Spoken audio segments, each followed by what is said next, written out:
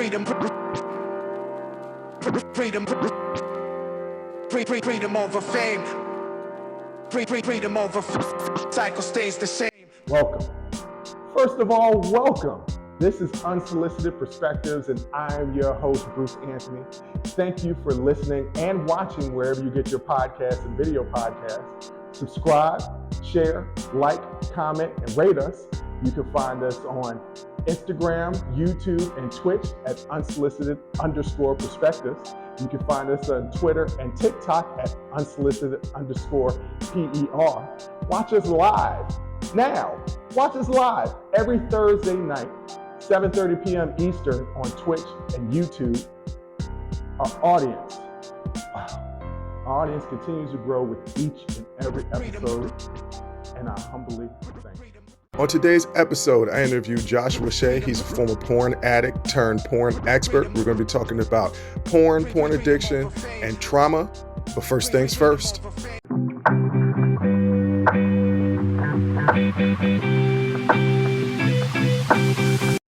So, I'm always excited to interview guests.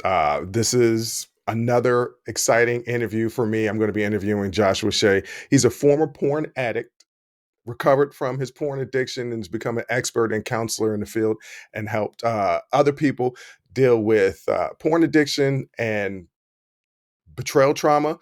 That's something that we'll talk about in the second part, because this is a two-part series. He's written 4 books. He's a Porn Addict, Now What? That was released in 2019. Porn in the Pandemic, How 3 months in 2020 Changed Everything. That was released in July 2020. The Addiction Nobody Will Talk About, How I Left My Pornography Addiction, Hurt People, and Destroyed Relationships. That was his first book that was released in 2018. And his latest book, I'm reading this book about porn addiction for a friend, was released in 2022. So once again, this is another 2-part interview. We're going to be digging into porn addiction, discussing the effects and the causes of porn addiction, how it deals with the relationships that you have when you have a porn addiction, the journey of recovering. Joshua will be telling his personal experience about that. And it's going to be really interesting to see how porn affects people and those around them. If there's an increase in porn addiction, we're going to be finding out about that. We're going to be talking about, how it affects you physically, mentally, and emotionally dealing with porn. But that's enough of me rambling on about what we're going to talk about. Let's get to the interview.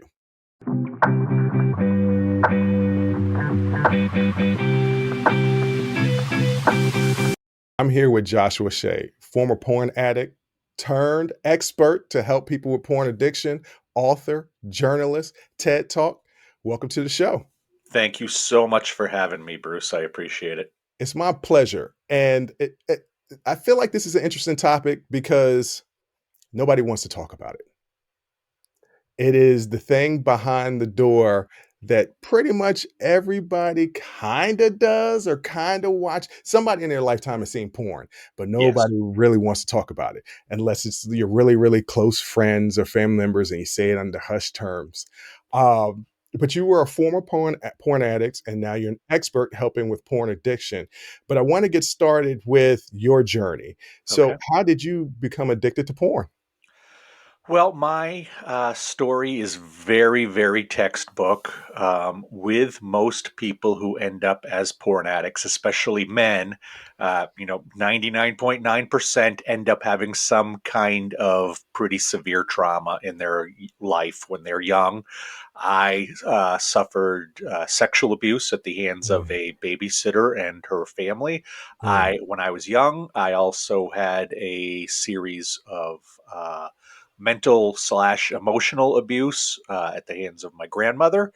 And that kind of abuse is usually what leads to trauma. That kind of trauma often leads to addiction to handle it. Right. And when I was 12 years old and my older cousin showed me hardcore pornography magazines for the first time, it took a matter of seconds before I was completely addicted, before I completely identified with it, and Mhm. before I completely realized that, aha, I have found something here that is going to help me for the rest of my life. And the only other time I felt that, this was when I was 12 years old, the only other time I felt this was about 2 years later when I was 14 years old and I got drunk for the first time. And then Mm. from that point forward, pornography and alcohol were my go tos no matter what for the next 22 to 24 years, no matter where I was in life. If I was a student, if I was starting my career, if I was well into it, whether I was dating or married, had kids or not, didn't matter where I was in my life. Between my early teens and my mid 30s, I could count on pornography and to a lesser degree alcohol to make any day better if I needed it. Okay, so I have a couple of questions from what you just said. Do you think that, and we can get into later some of the reasons why somebody would be addicted to porn, but Mhm. do you think that you being sexualized so young opened you up sexually? Well, you know what I think it did was interesting because the sexualization that was happening to me at the babysitter took place probably between the ages of about 3 and 7. I Mm, didn't see those hardcore magazines till I was 12 years 12 years old. old. But Yeah. what I think they did was, I think they normalized what happened to me. I think for many years I Mm, carried this ball of trauma, ball of emotion, wondering what the heck had happened to me. Why the heck had it only happened there? Why was it mhm, happening elsewhere in life? And then my cousin presents me at 12 years old with these magazines of people doing largely the exact same activities that mhm, I had done to me. And I think in some way it normalized it because as a young kid, you don't necessarily think something is bad or something is good. It just is. And then when I finally saw it in that magazine, I think that it helped me come to terms with what happened to me and actually put it behind me, mm, which sounds like a good thing. But what it really did was it helped me repress mhm. the incidents in my mind. It helped me forget the incidents in my mind. And it allowed me to move forward largely forgetting what happened until I got into recovery 24 years later. And the between the porn and the alcohol definitely helped you deal with the repression of those past events. Absolutely, absolutely, and pornography. What alcohol did for me from that point when I first started at 14, moving forward, was absolutely help numb me. It absolutely Mm, just shut off stress. It shut off the bad things in the world. And what pornography helped me do was to get a sense of power or a sense of control. So I hmm, usually use those two things in conjunction. I would drink first and then I would use pornography. And that was largely the pattern through life. It wasn't until I got into recovery that I truly understood and embraced the idea that pornography addiction was a real thing, was a separate addiction. It wasn't until I was able to wrap my arms around the idea that it wasn't just a bad choice I made when I was drunk, but it was a different addiction altogether. And all of these years, I was actually co addicted, not yeah. just addicted to alcohol. Um, so I don't know what your age is, but I'm 42, 43 years old. And the first So you're experience I 43. 40 no, what did I say? You 42, said you're 40, 42, 43. And 42. I know when we get to be this age and we say, oh yeah, I'm 46, 47, I'm 47. I'm 42 for another 6 weeks or so. So I'm holding Okay. on to that Okay. 42. But I wasn't introduced to hardcore porn until I was 10, and I don't even consider that hardcore porn. It was Playboys. Yeah. To me, hardcore porn was kind of like Hustler. And I Right. actually wasn't introduced to videos until much later. It was 14, 15, 16 years old. Um, so so how how much older was your cousin to be able to get this and then pass it along to you. Was it He a major age difference? Because a Not 12-year-old. really. Not really. What I think happened is that I think either a friend of his passed them along to him or Mhm, he stole them from a store. He had only two or three, and again, it was Penthouse or Hustler. It wasn't Playboy. It was mm. it was the harder It stuff. was the hard stuff, yeah. And he showed that to me when I was 12 years old, and I had seen naked people on HBO and Mhm. whatnot to that point, and it did not do to me what it did actually seeing the sexual act that was happening on those pages of that magazine when I was 12. Yeah. What does porn addiction look like? Because a lot of people are going to listen and watch this episode and they're going to say, well, I mean, I watch porn. Like, how do you know if you're addicted or not addicted? Well, I can tell you that very quickly it stops being about the images on the screen. I was Mm, not a porn addict for 24 years because I really like breasts or I really like watching people go at it. I mhm, was a porn addict because I was struggling with this trauma, and for some reason the alcohol and the pornography, these were the things that got to the point. Maybe if I had been older and somebody introduced harder drugs to me, maybe if somebody had introduced gambling to me, maybe those would have been my vices. But mhm, where I was as a young teenager, porn and alcohol was available. And for the first time, it made me feel good about myself. So it wasn't that I wanted to go to parties in high school and look cool with the other guys drinking. I would have rather been at home by myself drinking, and and actually at that point saying I like the taste of this, where most kids in high school didn't like that. I would have rather been at home looking at pornography, not because I was seeing beautiful women on the screen, but because that made me feel like I was in control of my life. That put me in a place where I felt like I had some power where I really didn't the rest of the time because of what had happened to me. Because when you think about it, what you're looking at on a screen, when you are looking at pornography, you can see anything you want. If I want to watch, two Asian people go at it, great. Okay, well, you know what? I don't need the guy. I can just have two girls go at it. Great. Well, let's make it six girls of all ethnicities. Great. Just keep pushing that button and you get whatever you want because there's so much porn in this world. You can see whatever you want. And nobody on that screen is going to say, whoa, ho, ho, no, Josh, you can't watch us today. Or mhm, you still have to put out the trash, or you're late to work, or you didn't get a good grade on this test. Nobody on the screen complains. Nobody on the screen has any demands of you. They are there to serve you. When you are sitting there looking at porn, you are basically like the sexual master of the universe.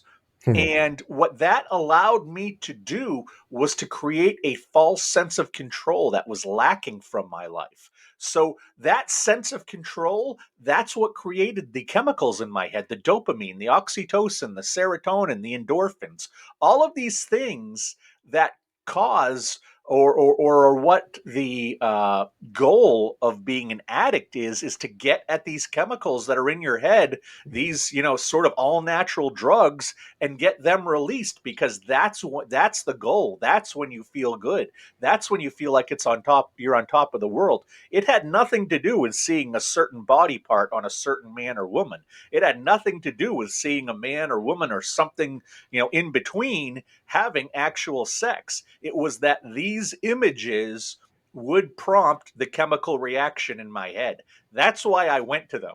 If it was mhm, a matter of watching football or baseball and getting those chemical reactions, I would have been watching football or baseball. It really didn't matter to me, especially in the later years, what was on the screen. I was just there to get my chemicals and get the heck out of there. I didn't care what I was looking at for the most part. And that's the number one biggest difference between addiction use and recreational use when it comes to pornography, is that for the addicts, it really doesn't have very much to do with sex or nudity. huh. Okay, so for those people out there, and I know this is a running joke on Instagram and Twitter of, somebody on Pornhub and they're on page 782 because they're looking for something in particular to satisfy them. Hmm. Would that be considered recreation or would that be considered addiction? That's pretty much addiction. If you're on page 782, 700. I mean, I that's know that's an addiction. But exaggeration. honestly, most addicts report that when they reach the ongoing stages of addiction, one of the symptoms is that they do search for that perfect piece to finish with that they recognize is going to cause the biggest dopamine dump, that is going to Mm, cause the biggest high. When they finally self-satisfy to the point of orgasm, it's going to cause the greatest reaction. mm, And sometimes, and I can speak for myself and I can speak for my clients who I help as a coach, they will find something, that maybe 30 minutes of looking, they'll find something at minute 15, put it off to the side and say, okay, that's what I'm going to finish with, because that's going to be the biggest bang for my buck, so to speak. And mhm. that is one of the true signs of addiction with pornography, is that you look for a perfect piece of it to finish with. Wow. Okay. So that's okay. I'm thinking in my head because I talked to a couple people out there and this is kind of what they say to me. So, okay. I hope that they're listening. Um, what are some of the challenge you faced when overcoming the addiction to porn? Well, one of the biggest ones was that I recognized, because of my personality type, and I was very much an overachiever, very much a go-getter, very much an egomaniac. I recognized that I needed, because of my personality type at the time, I needed to quit both simultaneously. If Hmm. I was not going to quit porn and not and be able to just drink for a while, I was not going to be able to quit alcohol and just look at porn for a while. I knew that these two things worked hand in hand for 2 decades with me. And the only way that I was going to be able to beat either of them was to go cold turkey, and to Hmm. go cold turkey on both at the same time. So that was very challenging up front. I don't know if I hadn't gone off to an inpatient rehab, if I would have been able to do it, because Hmm. I truly had to be out of my element, living a very different life, having very different routines, to be able to beat back both at the same time. And so you overcome this addiction. So you go to an in treatment facility. Were there any relapses, or once you went to this facility and you came out, obviously it's a day to day process with addiction, no matter what you're addicted to. But after that, did you have any relapses or were you good to go for the most part? No, what was nice was I first went to rehab for alcoholism. Hmm. I was there for 10 weeks, and I did not use pornography the entire time. And I actually had started to see a certified sex addiction therapist while I was at that rehab, who helped me understand addiction is a disease, porn addiction is absolutely real. And my porn addiction was separate of the alcohol. It predated it, and it may have even done even more damage to my relationships with people than the alcohol did. That allowed me to both work on the alcohol and work on the porn addiction for 10 weeks in an environment that was nothing like my own home.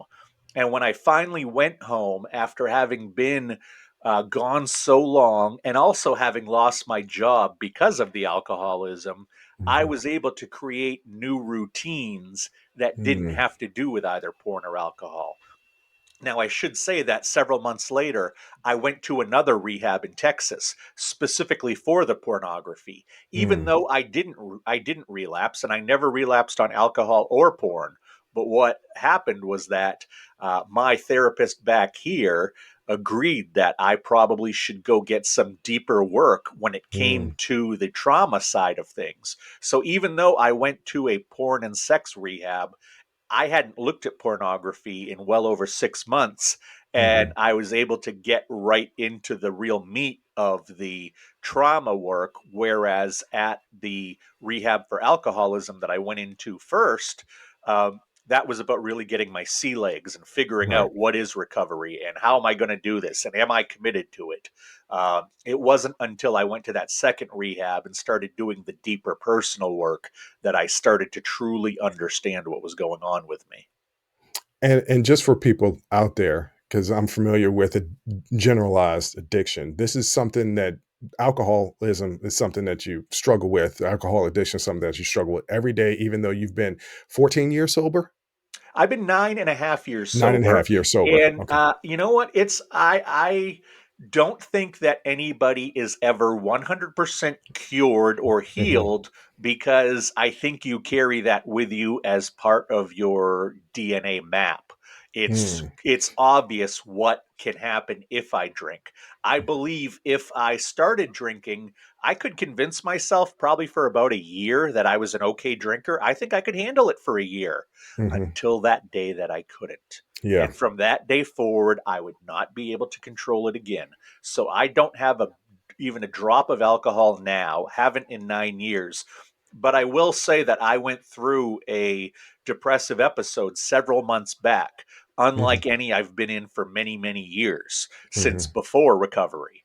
Hmm. And I did not feel a strong pull towards either alcohol or porn. That's good. And that was sort of a silver lining of that incident, was Hmm. that I didn't feel like I had to drink. I didn't feel like I had to look at porn. So that was almost the first time I ever truly believed that my neural pathways had changed and had gone to a healthier place, because my go-to, my instinct was not naturally porn and alcohol. And like I said, while I would never wish that kind of depression on anybody else, there was that silver lining of, hey, I don't have these urges. This is a Hmm. good thing. That is a good thing. We don't have to get into your depression, but I'm curious at that moment when you realized that you weren't going to go towards alcohol or pornography during this depressive moment. Did that help with the depression, knowing that you had kind of, like you said, the neurons and everything had changed, had mapped, and like, okay, so I know now I'm better in this avenue. Maybe things aren't so bad. On an objective, intellectual level, absolutely true. Hmm. Absolutely true. This is a great thing that is happening to me. On an emotional level, I remember, and I remembered, and I still remember that back in the day, no matter how bad my day went, there was always porn and or alcohol at the end of it. I heard a quote only a few days ago. It was meant in jest, but it kind of made sense to me, in that the one thing that an addict has over a healthy person is that they always have something to look forward to. Hmm. And Hmm. I don't have those two things to look forward to. And what you're really looking forward to is relief. Hmm. So, in some ways, it's like, I can't use porn. I can't use alcohol. I have this depression. I'm just going to have to ride this out. I don't Hmm. have the shortcuts to get through these kinds of things that I once did. And frankly, in some ways, and I'm not saying this to glamorize, and I'm not pushing anybody towards these things, but in some ways, on a day to day level, it was easier to deal with life when you can just numb out with alcohol Oh yeah. and numb out with porn, even though it's absolutely unhealthy. It just was, frankly, easier some days. Yeah, it's easier in the moment. Yes, Eventually, exactly. and Exactly. whatever you're dealing with comes back.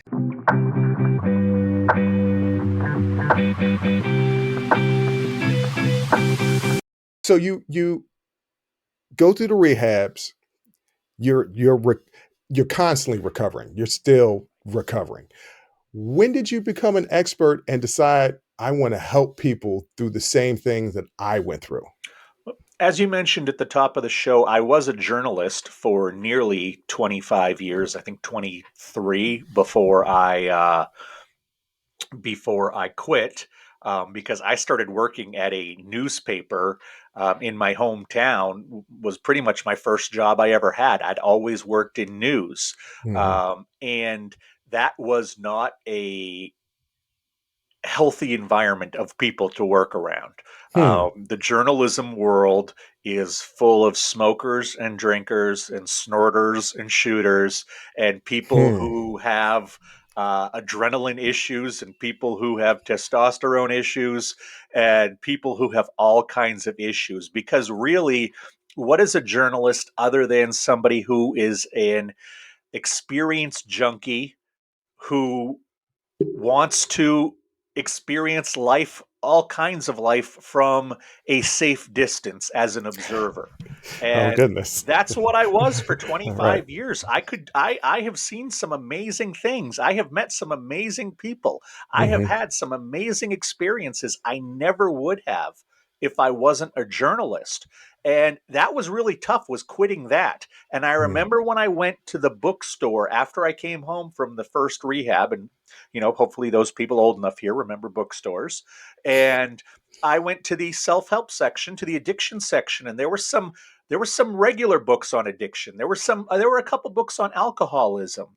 There were books on drug addiction. There was nothing on sex and certainly nothing on pornography addiction. Now, at that point, I had already started doing some research to learn more. Because I Hmm. was a journalist, I was a research geek. I like reading studies. The way that I'm sure that there are English literature majors who still read Shakespeare in their normal life. I mean, that'll never be me, but Me I will either. read those scientific journals and enjoy them. And I thought to myself, I've been reading so much about porn, and people don't know about how bad this is. People don't know about these studies where the results are just starting to come in now. Because again, this was 8, 9 years ago. People don't recognize this is a major deal and Hmm. nobody wants to talk about it. I am willing to talk about it. I have the skills to write, I have the connections that I can get a book published. Why don't I go ahead and write this? So I wrote my first book, which was basically tracing my last 5 or 6 years of addiction at the same time that I launched my own publishing company that did lifestyle magazines. And that book is kind of the rise and fall of that company, along with the rise and fall of me in my last years of addiction when it got to the critical stage. I Hmm. thought that was the only book I would write. I would put that into the ether. That would be my contribution to this world. What happened was, almost immediately after it was published, I started to get messages from girlfriends and wives and even some mothers saying, "Oh my God, I can't believe you were able to fix yourself. How do I fix my husband? How do I fix my Hmm. boyfriend? And by the way, I'm having trouble with this. How is your wife dealing with this?" And Hmm. this was when I learned the term betrayal trauma, and that this is what happens to the partners of many addicts of sex or pornography because they are lied to for so many years. Yeah. Even if they flat out say, "I don't want you looking at this stuff," an addict will continue to look at it. And because an addict is great at lying, because an addict is great at manipulating, they can get away with it for years and years. So I learned about betrayal trauma, and I wrote a book about that as well. And then I started to do public speaking. And then the pandemic hit. And nobody wanted you to public speak because nobody was in the audience Hmm. and nobody was available. And public speaking all went online and became worth a fraction of what it was. And Hmm. I recognized if I was going to help people with pornography, or with betrayal trauma, I wasn't going to get rich writing books. I wasn't going to get rich trying to give speeches or presentations anywhere as long as COVID still existed. Hmm. So I went and I got certified both as a pornography addiction coach and as a betrayal trauma coach, and started doing that about 2.5 years ago. Okay. I was going to bring this up later, but these two things kind of work out.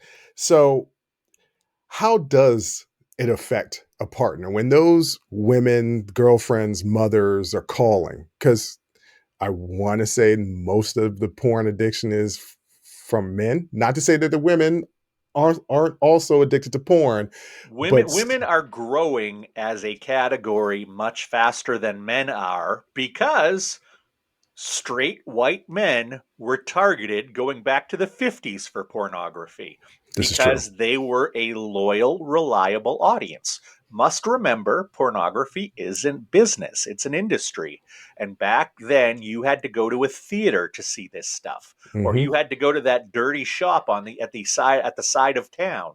And at that point, the people who made pornography could only trust that the straight white men would be a loyal audience. It wasn't until we got the internet that Hmm. they started to cater towards minorities, that they started to cater towards women, that they started to cater towards the religious types. And because these days it costs so little to produce porn and it costs so little to publish porn and make money off of it, you've got all of these different groups and different socioeconomic types that are being targeted for the first time. So while the straight white guy has had certain numbers of pornography addiction for a long time, it's everybody else now in the world of high speed internet that's catching up because you go to church or you're a good girl, you don't have to go be seen on that side of town now going into that sketchy store with the This is paper true. bags or anything like that. This is You're at true. your house by yourself. You Hmm. have equal access to the pornography that's on your computer and on the internet as everybody else. So, how does it affect partners? It affects partners in a couple different ways. The first, especially if there's been lying, is that how do I trust this person? How do I Hmm. trust this partner? If they were able to lie to me about this for 5 years, 10 years, I've even worked with people it's up to 20 years. If they were able to lie to me for this many years, this well, about something like pornography, what else have they lied about? Yeah. Who is this person? How do I trust this person? The second thing that they worry about is, well, if this person betrayed me like this, I should leave them, shouldn't I? Oh, wait. And you talk to people who are 5, 10, 15 years into a relationship, you become very enmeshed with your Hmm. responsibilities. You become very enmeshed with how you pay bills. Your life becomes enmeshed. If you wanted to pull yourself away from that because what your partner did was so horrible, that's easier said than done in a lot of cases. For many Yeah. partners, it's where do I go? What do I do? Even if I wanted to get away, I don't know how to go live a life without this person. So that gets scary immediately because, I've got kids with this person. I've got a house with this person. I've got, car payments with this person. Can I really leave them because they were looking at pornography and I disagree with it? So you get that kind of internal battle. And then finally, the biggest thing you get, and this is what you see mainly with females who are suffering with betrayal trauma, is the sense that they are not enough. They Mm. wonder, was I not good enough in bed? Am I not sexy enough? Am I not wild enough? Why does he choose to look at women who look nothing like me to get pleasure, to get a sexual thrill? Am I not enough? And that's really the self esteem part of it Hmm. where you see the biggest damage when it comes to betrayal trauma. So, with betrayal trauma, like you're bringing up instances where they're weighing out their options of if they should stay, right? And you're counseling these people. At what point do you say, well, yeah, this addiction, because sometimes people have addictions and you just can't live with them or they can't beat their addictions. At what point does the partner say, I've got to walk away? Well, the first thing when I'm counseling somebody is I look at their age, how long they've been in the relationship, and if they have any children. Hmm. Last night, I had a client for the first time. She was a 19-year-old woman who was in a long distance relationship with a 19-year-old guy on the other side of the country. Oof. And he had been going back to pornography again and again. I don't know if he's a true addict or he just doesn't care what she thinks, but he kept going back to porn again and again. Now, if they had been in their 40s, if they had been living together, if they had had kids, I might have said, how important is this to keep alive? But Hmm. since they'd only been dating long distance for about 10 months, since neither of them were 20 years old yet, I told her, run. Run Yeah. as fast as you can because this is not your battle to fight at this point in your life. Hmm. This guy needs to get his act together. She was a very, mature, good head on her shoulders woman. You could tell that she had so much more to offer than this guy did based on her story. So, because she was young, because they had no kids, because they weren't living together, I urged her to get away as quickly as she could. It does have to do with the circumstances, but ultimately, if there's ever any physical abuse, I tell them to get away immediately. And I always tell them to have a plan if they need to get away immediately. But in most cases, somebody who has been with their partner, especially if they're living with them, if they have children with them, if they're married, if they've been together more than 5 or 6 years, the first instinct for them is to stay together. So Hmm. we go down that road figuring it out first. Is that a possibility? Because that's what most people want. Sometimes that is a possibility, sometimes it isn't, but we figure it out after several sessions of looking at what needs to happen next for them to move forward as a healthy person. With porn addiction, I'm going to assume. I'm assuming here. And you know what they say when you assume you make an ass out of yourself, but I'm going to assume that with porn addiction, specifically talking to males, that it would affect their physical relationships with their partners. Um, in those type of situations, what do you tell that partner that's coming to you for help on dealing with something like that? Well, when men do have erectile dysfunction issues, and it's becoming more and more common with pornography, because one of the things that those chemicals I talked about earlier, the dopamine, the oxytocin, and so on, one of the things that happens is that you fry your pleasure centers of your brain. Mm, Basically, these nerve endings that are there that make sex feel so good. When you have sex with somebody, you get all these chemicals going. This is mhm. what's supposed to happen. This is how you Right. perform. But if you can sit in front of a computer all day and watch different person after different person after different person um, be nude, have sex, well, when you get back to your partner, if you've been with your partner for a while, you've probably seen them naked hundreds, if not thousands of times. The sex, while probably still enjoyable, you know what's going to happen. You know how that movie ends. Mm, Unfortunately, what happens with the brain, and we know this because of a phenomenon as known as the Coolidge effect, which has been studied in other species of animals. When the male of a species is in is confronted with the same sexual image over and over and over, they will lose interest over time when it comes to the libido. It won't stay as high. Yet hmm, every time you introduce a new sexual image or a new potential sexual partner, that libido will shoot up. That dopamine will shoot up. That's why you get people addicted to porn, because it's something new. It's another wave of chemicals every time you see something new. Well, when you are then confronted with your partner who you see all the time, those body parts aren't new. That way that you're having intercourse isn't new. Many guys have trouble performing with their partners because they watch so much sex, because they see so much nudity, and because they have fried their receptors when it comes to the pleasure chemicals. They need to have extreme stuff to watch. They need to have hmm. really off the wall stuff that or unique stuff that they might run away from in real life if they saw it. But because it's on a screen, because it's safe, because they have to find something over the top to stimulate those nerve endings, that's something that their partner just can't do. So they're no longer able to perform with their partner. Wow. Wow. So basically, guys, be careful what porn you watch and how much you're watching it, especially if you have a partner. Be respectful of the partner.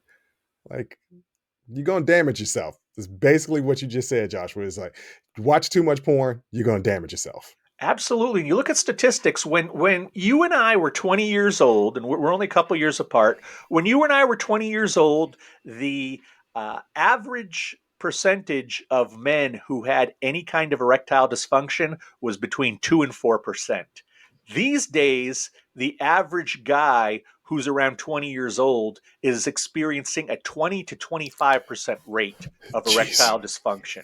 Now, this is only happening over 20 years. We're not talking generations. This is what high speed internet pornography being delivered to us on our computers, on our phones, on our TVs, on our tablets, on our watches. This is what porn being delivered 24/7, especially to the youngest among us, because we Mm, give every 10-year-old an iPhone and say, go out into the world and enjoy yourself. This is what happens. These are the real results of pornography addiction.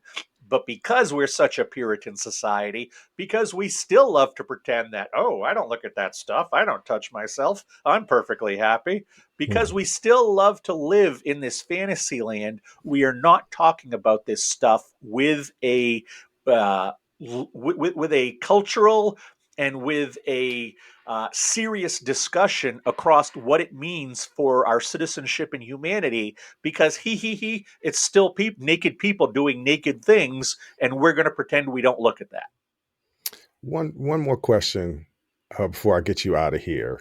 I want to. And you said you basically, when you're watching, when a man is watching porn over and over and again, they fry the receptors in their A woman brain. will too. It's the same Okay, same I, science. I'm generally speaking for men, because once again, I assume that it's mostly men, but you have already told me that there's a growing number of women that are watching porn. So for people out there that are frying their, basically desensitizing themselves sexually, um, how do you get that back? For those young men that are facing erectile dysfunction at 20 years old, how do they fix? Is there a way to fix that so that when they're 25, 26, it could go back to quote unquote what would be normal? Right.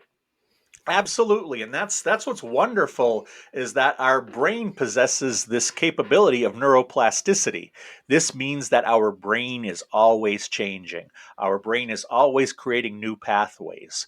Our brain, what was it that allowed me to not need pornography or alcohol when I was going through that depressive episode several months ago? It's the fact that I created these new pathways. I created these new, uh, this new super information highway in my head, where the parts that deal with the dopamine and the oxytocin and all the pleasure chemicals are not getting the same electrical stimuluses saying, go for it, go for it, go for it, that it once was. I've stayed Mm. away from it for so long, it's basically rewired itself. Ah. And what you have to do, it's fairly straightforward, it's fairly simple. You have to stop looking at pornography, you have to stop masturbating, and you have to give it some real time. Mm. And unfortunately, for a lot of people who are addicts, they can't, because most people, even if they understand that they're addicts, they don't understand why they are addicts. Mm. Addiction is just a symptom of a bigger problem. That bigger problem is almost always childhood trauma. And if you don't go and get to the root of the childhood trauma, if you don't go and work through it, and also understand how that trauma helped create the person you are today, you're not going to get rid of this pornography addiction. Or maybe you will, but like a client I have now, he's switching completely over to video game addiction, Huh. because he gets Mm. largely, it's not naked people, but he gets largely the same high, because he feels like he's in control. He feels like he has power. When those scores are going up, when he is meeting the goals on the screen, when he is in charge of this fictional world on the screen, well, he goes from one set of pixels on his phone of naked people to another set of pixels on his TV screen of video games. We have to be careful that people don't change addictions, because while you may say, well, on an ethical level, video games aren't as bad as pornography. That's fine. This isn't about ethics. This is about being an ill individual and somebody who is an addict. It doesn't matter if they switch their addictions. So that has to be watched very closely as well, that they're not just going and finding their dopamine and the other pleasure chemicals in some other kind of addiction, because that's not progress.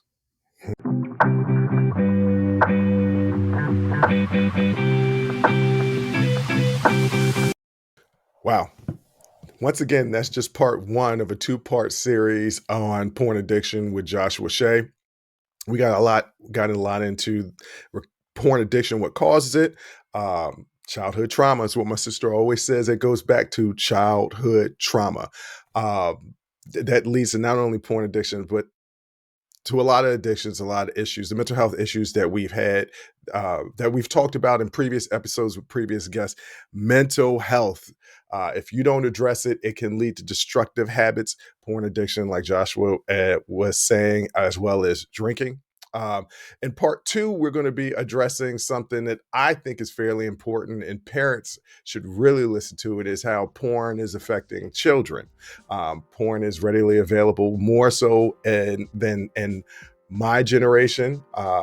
This younger generation has easier access to it. How does it affect them? How do you navigate that as a parent? So we'll be getting into that in part two. But once again, this was part one. I want to thank Josh for coming in not once, but twice to do this interview.